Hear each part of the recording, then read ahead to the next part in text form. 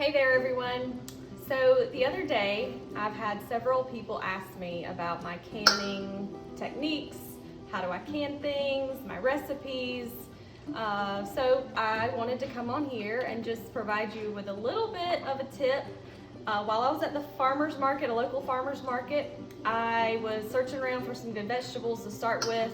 I love canning green beans because we eat green beans almost always throughout the year. And so I was going around the different vendors, and I wanted to, of course, share my love with, a lot of different farmers, because I know that they work really hard to get a lot of great produce throughout their season. So I was trying to figure out, who I wanted to buy from. So I found one producer that had some green beans. And so I said, yeah, let me get 2 pounds of this. These green beans are Blue Lake. They're stringless is what I was looking for. And so I got a couple pounds from this farmer. And then I go down to the next farmer. You can see the difference between these.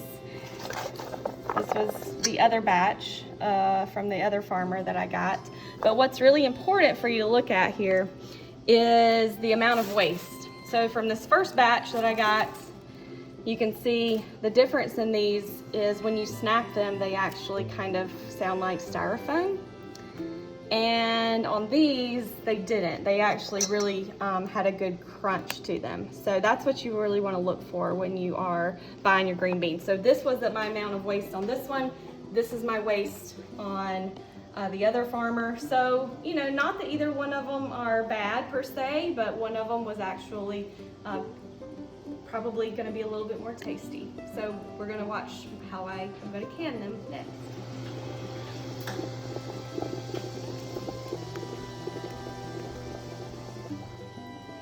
Okay, so here's the really important part. First, you want to make sure that you get your jars, your lids, and your bands. I never reuse my lids or my bands. Sometimes I'll reuse my bands, but I never want to reuse lids, especially on green beans when I'm pressure canning. So I'm a big fan of Ball, SureTight brand. I never have a problem with the seal breaking or any of those issues thus far. So I'm a big fan of the Ball brand. So once you've washed and dried and have your jars all hot, I will take the freshly washed green beans that I've snapped from both ends and place them good and tight on our girls, Smurf and Molly, thinking I'm knocking at the door. So put them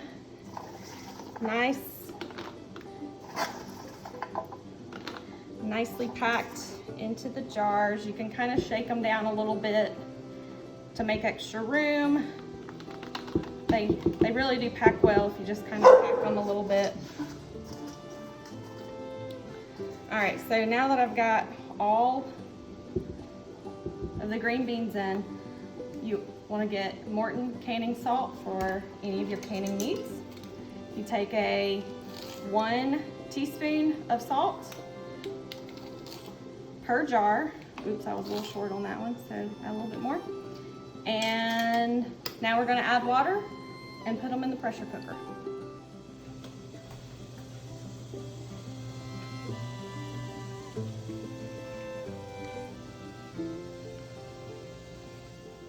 Okay, so while we are waiting on our hot water to boil to put in our green beans, we are going to talk a little bit about the pressure cooker for a minute. These are very, very dangerous, so I do not suggest you going out and just buying one without understanding how they work and how to use it. But I became very familiar with my handbook, just the dangers and instructions of how to use these things.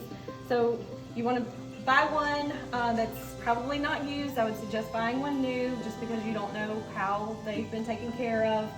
But you've got your pressure regulator that goes on top here. We'll talk about that in a few minutes. Your pressure gauge, and you want to make sure that all of your seals are taken really good care of. But in order to get ready to prepare for your green beans, you're going to put 12 cups, 3 quarts of water in the pressure cooker and let it heat up a little bit before you start. and that's gonna get everything kind of going in order for you to be ready. But definitely get used to this book. This will tell you all of your temperatures, all of your pressures that you need for each and individual vegetable. For green beans, we're gonna do 11 pounds of pressure for 25 minutes. Once it reaches that 11 pounds is what's important. So anyway, we'll keep going. Okay, so now we are ready to actually start canning. I'm gonna take my hot water off the stove. All it is boiled water, enough to put in your quart jars here. So you're just gonna pour that hot water right over the beans. And you wanna make sure that you leave enough head space for that pressure to rise. So you're gonna leave about 1/2 inch of head space from the top of the can for the water to rise and boil. We'll do this for these 2 jars, and then we'll put them in the pressure cooker.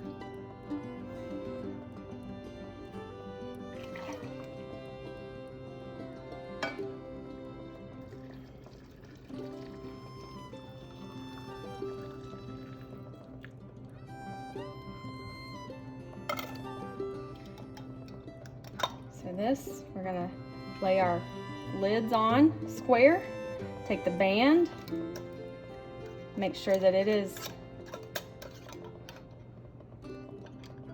evenly placed. This is important too. And you want to give it just one good snug. Again, lid on square, clean band, give it one good turn, and you just want to use 2 fingers to tighten them. You're going to take the canning jar tongs here so that you can safely place those hot jars into your canner.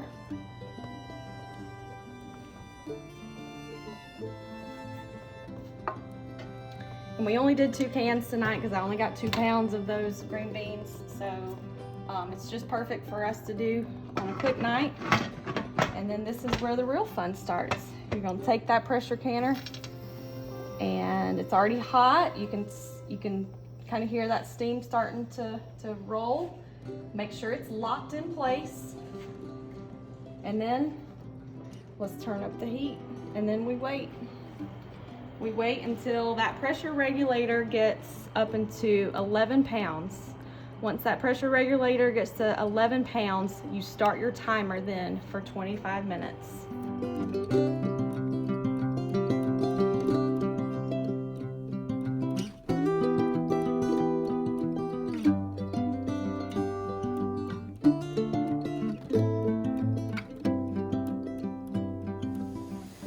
Okay, so now we're getting down to the really important part.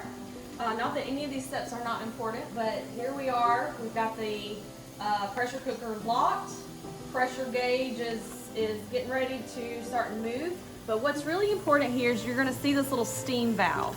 So what's happening is, and you just heard this guy right here pop up, the little hot indicator pop up, and you're gonna see a little ream of smoke, or a little, not smoke, but steam start to rise right here. This is gonna tell you that the water is boiling inside and it's ready for the actual pressure regulator to be put on. So what I'm gonna do is drop that bad boy on there in case not to get burnt. And now what you're actually gonna start to see is this pressure regulator will start to move slowly up to the 11 pounds. You don't want to go above 15 or it will whistle at you and let you know something's wrong. But once it gets to 11, you want to keep it at 11. So you're going to adjust that down, the heat down and up to keep it at 11. And that's when your timer will start.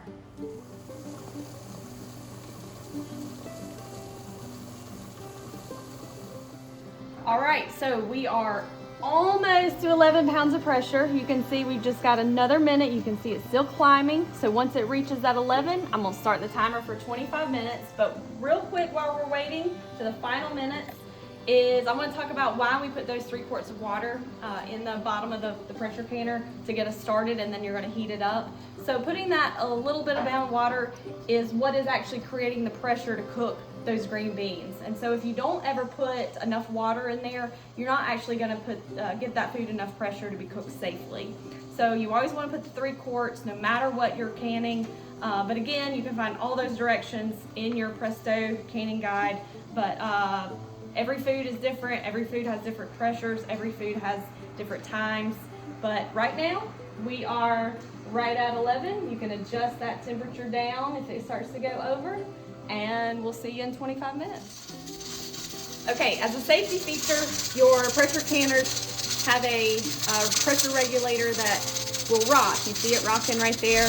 That is trying to help it regulate its pressure inside. So all I need to do is turn that pressure and temperature down.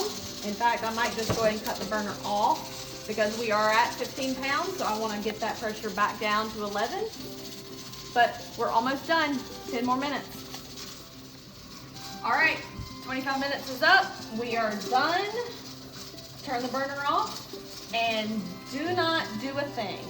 You are technically done with all the pressure cooking stuff. You do not want to try to open this. You do not want to try to speed up the process of it cooling down or releasing pressure, because all of that steam in there is super hot and you will scald yourself. So my best advice would be go walk the dog, go to bed, whatever you need to do, but let this sucker depressurize and cool off on its own naturally.